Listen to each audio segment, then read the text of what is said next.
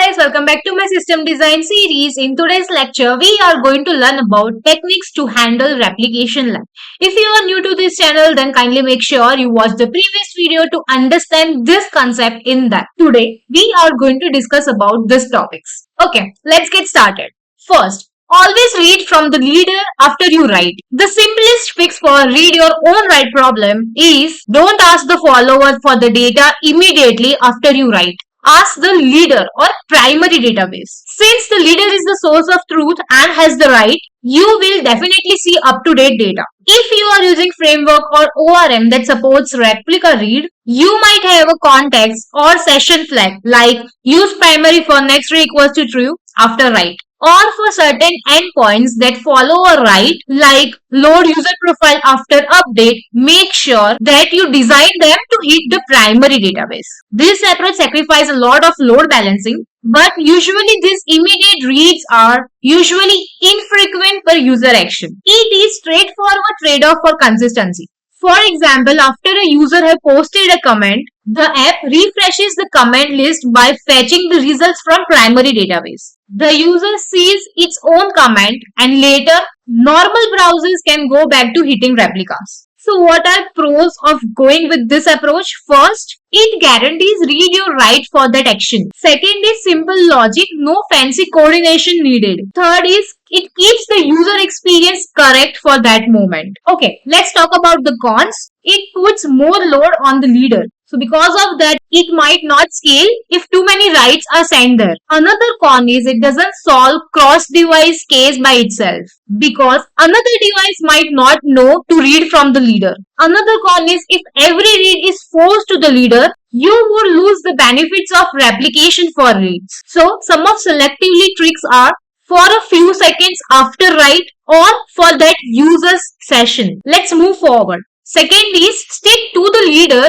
for a short period after you write. Instead of the next read, sometimes you want to ensure for the next X seconds or next X operations for that user go to the leader. Why? To cover the cases that one read might trigger the another read or user does something else that also expects the fresh data. It is like giving brief window of strong consistency to that user. For example, the user have uploaded lots of photos in short bursts and then it's browsing them. It might be wise to keep them on the leader for those few moments to make sure that all their photos are visible to them immediately. After things settle, that is follower catch up, you can resume normal behavior. This is typically implemented via short-lived flag in that user's session, often called as consistency delay. For example, after a write, set the timestamp or a flag and for the next, say, 5 seconds, any reads by that user will be directed to the primary database.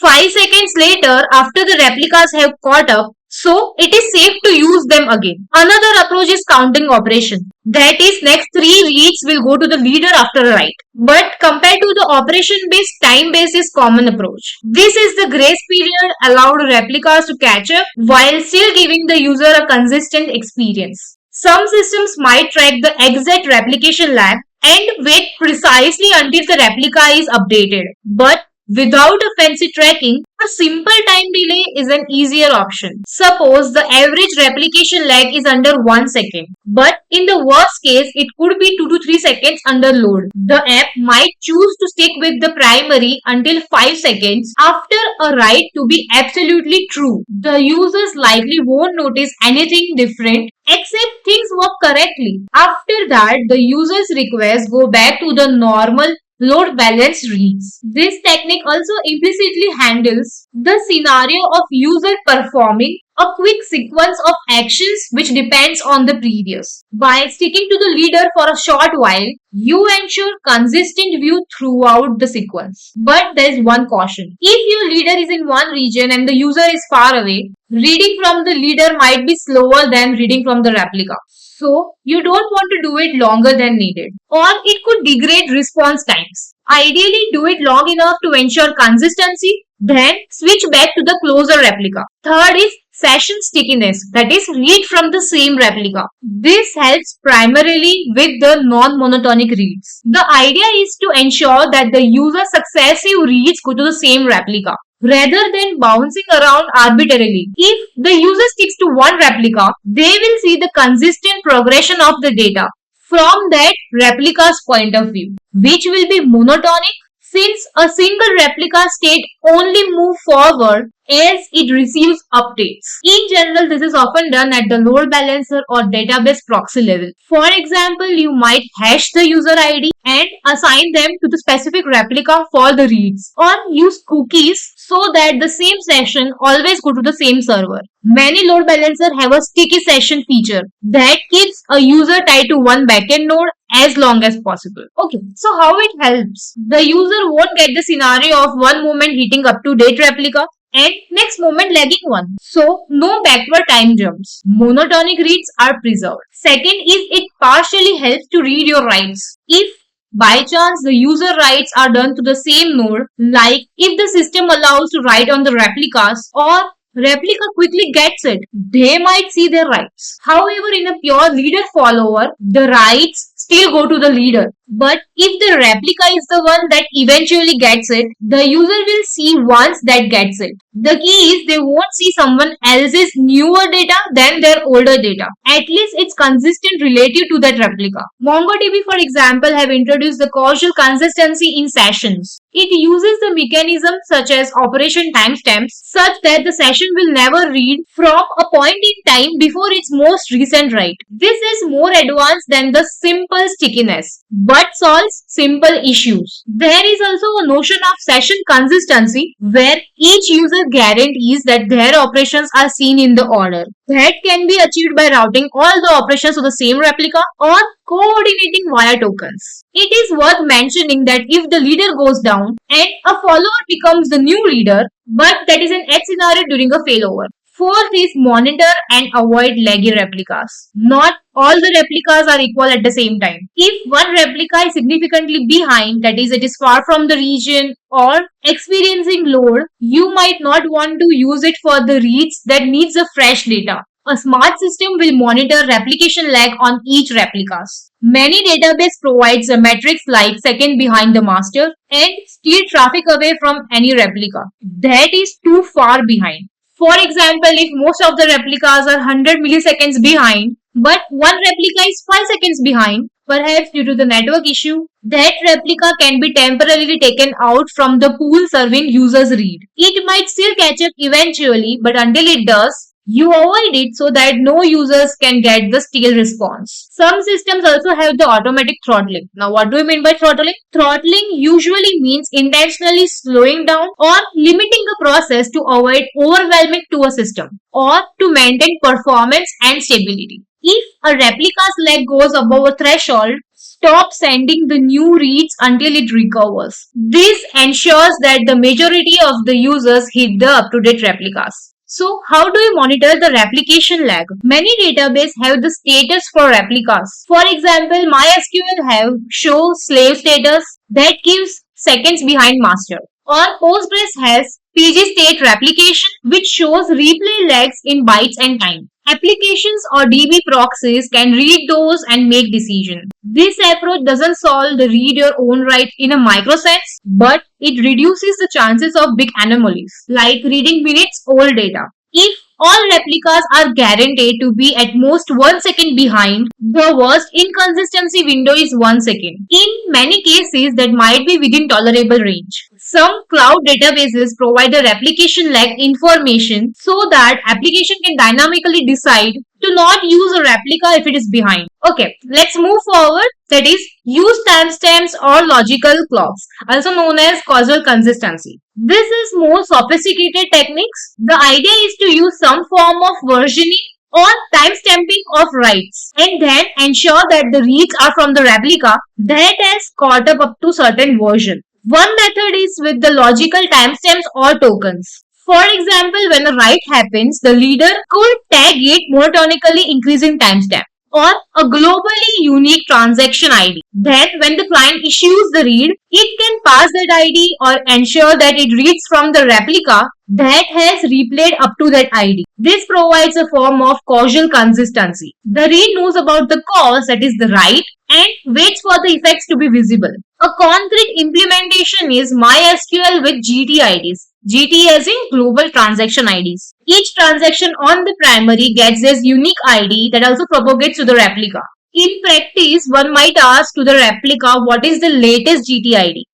If that GTID is greater than or equal to suppose X, it is safe to read. Otherwise, go to the primary or wait for the update. Another example is Google Spanner, which is a globally distributed database which uses TrueTime, a globally synchronized clock. When you write, it assigns a timestamp and it won't allow read earlier than this timestamp on other nodes without ensuring that those nodes have caught up. Spanners can use external consistency by using time. Reads wait until all the earlier timestamps have been passed. This is the example of using clock time to ensure the consistency. Another one is CosmoDB. It is Microsoft's Cloud DB that has the concept of session tokens for consistency. When you do the operations under a session, it returns a token like a vector clock.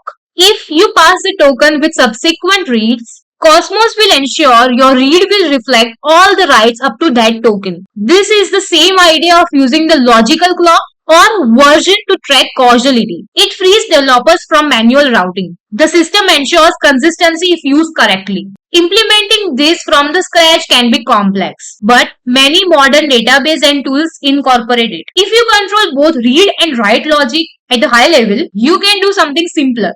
For example, after writing, store the current timestamp or version number in the user session. On reads, if the chosen replica's last update time is earlier than that, you either wait or redirect it to the primary. This requires being able to get replica's last update time, often not trivial without database supports. In summary, using timestamps and version is about making sure a read knows what freshness it requires. One drawback is complexity and possibly increased read latency. If the system has to wait for the replica to catch up to the required point, it might either delay the read or switch to the leader anyways. Okay, let's move forward. The next is handle cross-device and multi-data center with special care. That is multiple devices or widely separated data centers. Ensuring consistency, this often involves combining these strategies that we discussed before plus a few special ones. So one of them is client-side sync pool. This application can detect if some data is missing that should be there. For example, your application knows that you have just uploaded a few photos on device A. So when device B opens and it doesn't see the photos, so the client app can explicitly ask the server or even device A for it, or at least keep checking more frequently. Some applications use push notification or background signals. That is, when you post some photos from device A, it might notify the server, which then sends the silent push to device B to fetch the updates. This can narrow the window of inconsistency. Another one is unified user routing. In multi-region deployments, one strategy is to route all the requests of the given user to single region. This way, if you open the application on your phone or in your laptop, both might actually talking to the same region server. So, no cross-replication delay between them for your data. It avoids cross-data center lag for users' own actions at the cost of maybe higher latency if you are far from your home base. Another one is multi-master or forward writes. In some multi-data center setups, they allow to write in the local region, then asynchronously sync across. This is complex. Conflict resolution is needed for that. But for the things like messaging, sometimes each region stores locally and then sync later. WhatsApp, for example, each device is considered the master for the messages it sends and server just replicate. However, more typical is databases still have one leader and replicate globally. Multi-master can reduce cross-region latency for writes, but introduces potential conflicts if two updates are happening concurrently in two different places. If conflicts are rare and can be merged, it can work. For something like social feed, you could consider that each region accept post and they share them. But conflict resolution is beyond our scope here. Another one is explicit user feedback. If consistency might be delayed, some application let the user know. For example, loading indicator like syncing on device B if it knows that device A did something. Or in a feed, if the data might be stale, then provide the manual refresh option. That actually hits the primary for double check. Next one is eventual consistency acceptance. Sometimes the answer is accept it and handle it gradually. That's what we all do in real life, right? If device B doesn't see something, then the user knows to just refresh it or just wait for a bit. The aim is to minimize how often that happens because user expects real-time updates nowadays. Next is use a global databases like Spanner. A few companies uses the globally consistent databases under the hood for their application with consistency. If you really need across data centers strong consistency, there are solutions, but they are usually slower or expensive. If a system like Spanner is used, you don't get the read after write anomalies across cross regions. However, many consumer applications choose to go eventual for speed or complexity regions. Next is use short-term cache for new writes. After writing the data, put that data into the fast cache with a very short TTL and check cache on reads before falling back to the DB.